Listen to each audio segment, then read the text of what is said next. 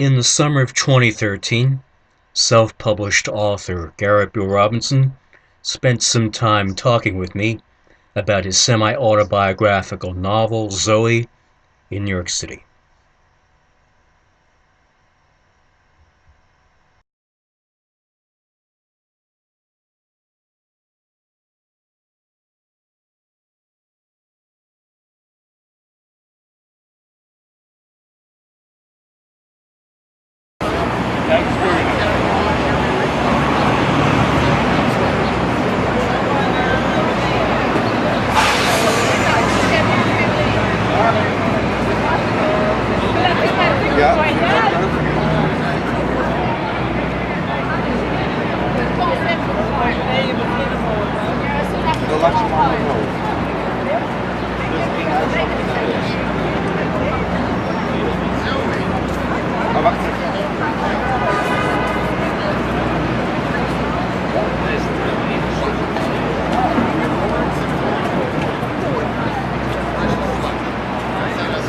En ik wil zo meteen als je jongens weer gaat leuk,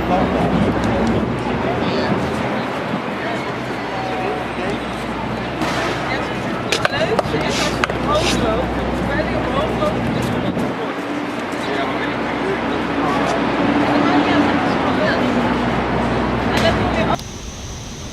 My interest in literature started when I was really young, as did my aspirations in becoming a writer. My mom tells me that I returned from school one day when I was 8 years old and told her I was going to become a writer. And as most kids, I was very interested in the worlds that I would create myself. I'd invent my own games and invent elaborate fantasy worlds that I lived in.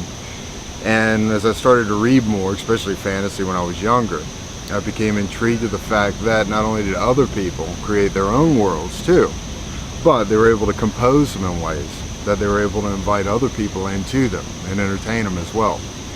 So when I was 12, I started writing my first book, which was a fantasy book. And I wrote about 8 chapters before I realized that I was basically rewriting J.R.R. Tolkien's The Lord of the Rings. I was extremely disappointed with myself. And also I was disappointed in the fact that things were developing much too quickly too. 8 chapters, I was already in a major conflict. And I told myself if I wasn't going to write anything original, I wasn't going to write. So I abandoned writing for a little while, became more focused in mathematics and science. And when I was 16 in literature class, our instructor introduced myself and the rest of the class with some of the formalities of poetry. And I became intrigued by this, the intricacy of the structure and the design, the use of sonic forms and sounds and sequences and arrangements to not only express oneself, but to express oneself in the most musical ways possible and to really be able to accentuate the statements being made. I was hooked. And that was 26 years ago. I've been writing poetry ever since, in formal strains and also more free verse frames as well, and experiment in quite a number of different forms. And when I was 25 though, I decided to write my first novel and started doing that. And it took me quite some time. I was working on it every single day for about 4 years, and I finally completed it in the year 2000, right at the end of the year 2000. And it was a very developmental process for me, an instructional process, because as I said, I was in fact teaching myself how to write a novel as I did it. But I was very happy with how it turned out, still am to this day. And since then I've written a couple of other novels as well too. Zoe's my second novel, which I wrote about 8 years after I wrote my first novel. And I'd written Zoe in numerous different versions before, short stories, I have another novella. A lot of it was just concentrating upon particular portions of one year of my life when I was wandering around the United States, hitchhiking, riding freight trains. But I'd wanted to write a love story for quite some time, for about 15 years. And finally in the year 2009, the pieces seemed to fall into place. And I composed Zoe as an epistolary novel, and it turned out beautifully. And then since then I've written another novel. And then of course through the years I've written reams of poetry. And continue to write prolifically to this day. Well, in addition to Zoe being a coming-of-age story, I also thought of it as a love story as well too. And in fact, I'd wanted to write a love story for quite some time. And all the pieces just fell into place with this story, and I was drawing upon my experiences from years before in 1992. And I composed a book in 2009 in this form, in Zoe. And I figured that an epistolary form was the perfect form for composing a love story. And because it is the most direct means of expression. There's the singular author, of course, but then also there's a singular audience in mind, who is the person of adoration and affection, and in this case Zoe. But also while I was writing it, I thought of it too as basically love letters written to an audience, any member of the audience. I was reading it at the time. And a love letters written to literature and life itself.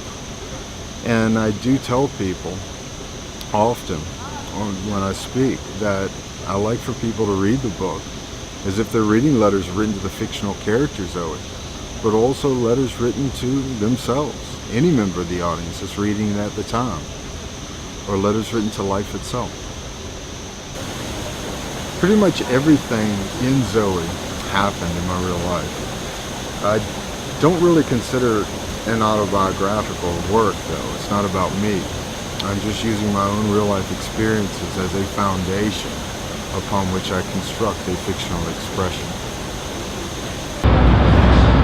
The night I left town, I walked to Irondale through the train yard. I have no doubt why they call it Irondale in my mind now. The railroad tracks are splayed out everywhere, converging and diverging in an intricacy of switches. The weight of the steel felt it deep in the valley, compact the ground with the burden of freight, and squeeze up the surrounding hills that the diesels plowed to the side. Then stretching out on their own, narrowed down to a pair nailed to the timbers of the cross ties, a little rusty on the side, but polished smooth with loads of trains rolled. A few lines veer off and extend into the distance. I spotted a freight train passing through the yard. The train was immense, a long line of bolted and riveted steel and tons of freight. It was like a long spine stripped bone bed. I felt like I was shedding layers of my skin.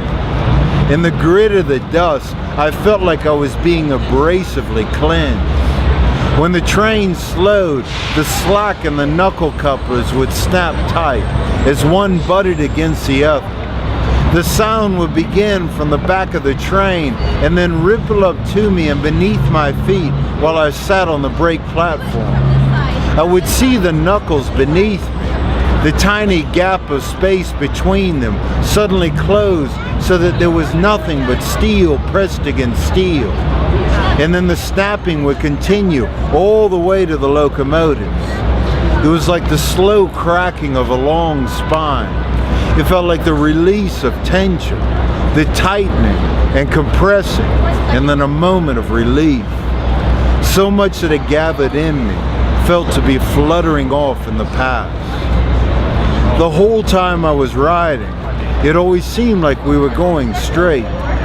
I knew the train was twisting around bends because I watched the moon move through the sky. But from where I sat, I couldn't detect any turns. I was a little hesitant about sticking my head out over the edge because I was afraid I might suddenly lose it. I could only see a tiny sliver of trees passing in a blur of velocity as the train creaked and clacked through the country.